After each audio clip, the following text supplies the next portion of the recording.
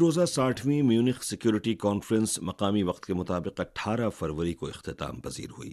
Conference میں Ukraine بحران اور فلسطین اسرائیل تنازع سمیت عالمی سلامتی کے امور پر تبادلہ خیال کیا گیا اور شرکاء کے درمیان کئی معاملات پر بڑے اختلافات دیکھنے میں آئے۔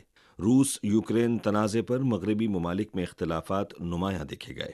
نیٹو کے سیکرٹری جنرل جیمز اسٹولٹنبرگ نے امریکہ پر زور دیا کہ وہ نیٹو رکن کی حیثیت سے اپنی ذمہ داریاں پوری کرے۔